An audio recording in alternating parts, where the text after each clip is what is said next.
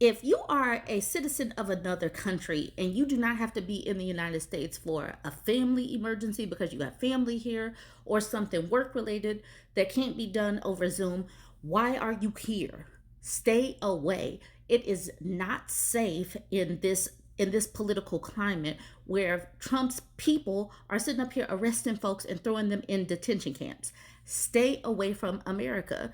It's barely safe for Americans. So why are you coming here? All right, so this article, it says teen girls arrested and deported while backpacking in Hawaii. I just have to just say it one more time. If you have no reason to be here that is an emergency or just can't be pushed away or done via Zoom, stay out of America. Cancel those reservations. I don't care if you lose money. Stop coming here right now. Two teenage girls from Germany were detained, arrested, and deported at an airport in Hawaii after immigration officials said it was suspicious that they had not booked a hotel room. And they had booked hotel rooms. They had an itinerary. They did not have an itinerary for the whole 5 weeks that they were there. It says backpackers Charlotte Pohl, 19, and Maria LePere, 18, arrived in Honolulu from Auckland while undergoing a round the world trip. The duo planned to spend 5 weeks in Hawaii before moving on to California and Costa Rica for the next legs of their journey. But despite having ESTA travel authorization, immigration officials accused them of attempting to enter the United States to work illegally. And they were placed in handcuffs and taken to a nearby detention center they later learned was a deportation facility. Upon arrival, they were subjected to full body scans, strip searches, y'all. Strip searches and forced to wear green jumpsuits, German outlet Osti Zoteg reports. They were then placed in a holding facility with serious criminals, including an alleged murderer who had been locked up for 18 years, and they were forced to spend the night in a freezing cold double cell. It was like a fever dream, Maria told the German outlet.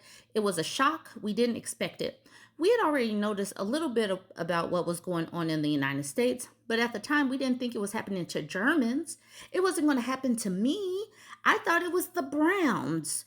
Y'all, this quote, that was kind of wild. All right, she says, that was perhaps very naive. We felt so small and powerless. After a sleepless night in the freezing cell, the girls were woken early and escorted back to the airport in handcuffs.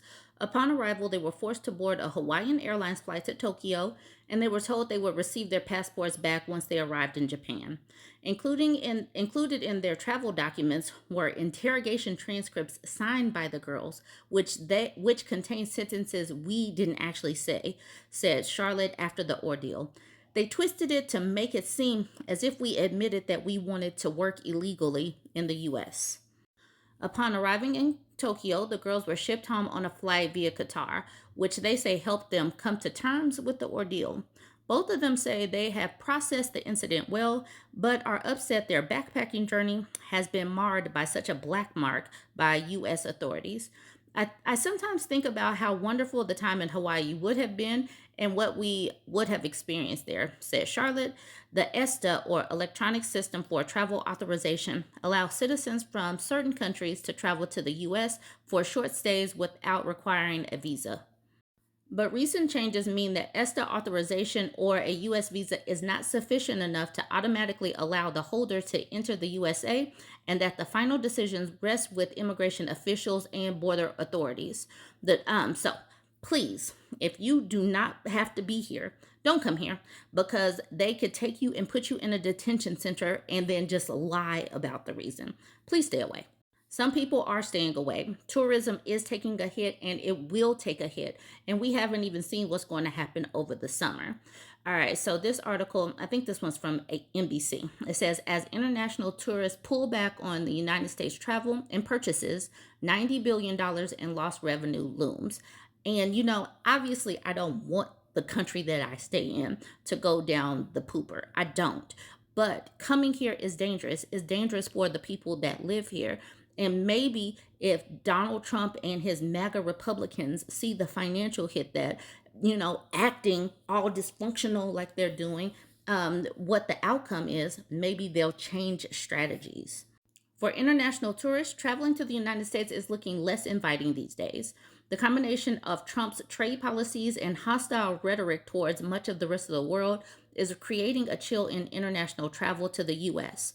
That shift might have a significant economic impact, with one Wall Street firm projecting U.S. revenue could collapse by as much as $90 billion this year when combined with reduced travel and U.S. product boycotts. Tourism from Canada has seen the biggest drop off after Trump targeted the country directly through trade restrictions and indirectly by suggesting that the northern neighbor and close ally could become the 51st state. And threatening to annex is basically threatening war. He needs to stop this, but he won't because he is a bully without power, because Canadians do have the power to say no, Donald, and they will fight for their sovereignty. Traveler data from U.S. Customs and Border Protection shows visitors coming across the northern border down 12.5% in February, year over year, and off by 18% for March. So this is the graph of the border crossings. You can see the high point was this like in 2022, and then it's just dropping. It's still above water, but now it's pretty low. This is 2024, and then bam. You see that? Decline. All right, it says Canadian border slowdown. Visitors arriving in the U.S. from the Canadian border fell this spring for the first time in more than 2 years. Visitors from Western Europe, another traditional Allied region, have also pulled back, according to the National Travel and Tourism Office, a division of the U.S. Commerce Department.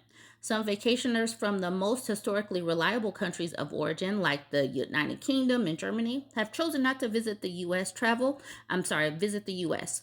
Travel from those countries declined by as much as 29% in March. In total, Western European visitors saw a 12% drop in March, one of the highest on record outside of the pandemic. Multiple data sources are pointing to a slowdown, and there are lots of anecdotes that point to an even more severe slowdown, said Jan Freitag, Senior Vice President of Lodging Insights for STR Global and National Director, Hospitality Analytics for CoStar Group. Trump has hit Western allies most directly through tariffs on foreign vehicles and auto parts, as well as on steel and aluminum. European imports currently face a 10% duty, though for now Trump has paused a second round of tariffs on the EU nations. He's also exempted most items from Canada and Mexico from 25% duties on imports he'd sought to impose on those two nations. Even with those measures, there's been a worsening in sentiment against the United States that is likely to have economic repercussions for its residents. In a recent note to clients, analysts with Goldman Sachs said that under a worst-case scenario, the United States stands to lose as much as $90 billion in revenue this year from the combined impact of reduced visits and canceled purchases of U.S. goods. Foreign boycotts of U.S. products will likely impose a modest drag on U.S. GDP growth in 2025, mostly driven by a pullback in foreign tourism, the analyst said in a note dated March 31st, before Trump's sweeping tariff rollout on April 2nd, much of which the president rolled back days later. Although small, this headwind provides another reason, in addition to the more direct negative impacts of tariffs and drag on exports from foreign retaliation that are already built into our U.S. GDP forecast. Why U.S. GDP growth will likely underperform consensus expectations in 2025. The negative feelings the Trump administration has engendered among longtime allies are unlikely to reverse quickly, even if the president relaxes his posture, said Adam Sachs, president of Tourism Economics, a unit of Oxford Economics Consultancy. The damage has been done, he said. While the fallout can still be mitigated somewhat if Trump softens his stance, it will take time for things to settle and for people to re-warm towards the United States. The Canadians still got to go to sports ball stuff. All right, it says Canadians were still arriving in droves for a recent hockey game in New York against the Buffalo Sabres, said John Percy, president and CEO of Destination Niagara, USA. While it's too early to tell the precise impact on his city's economy, any reduced spending would ripple through Western New York communities in the form of reduced tax revenue that help pay for essential services such as police and fire. We don't realize the snowball effect. is going to be wide because people rely on these tourist dollars. So we're going to see what happens come summer. Anyways, let me know what you think. Join the conversation. Like, comment, share.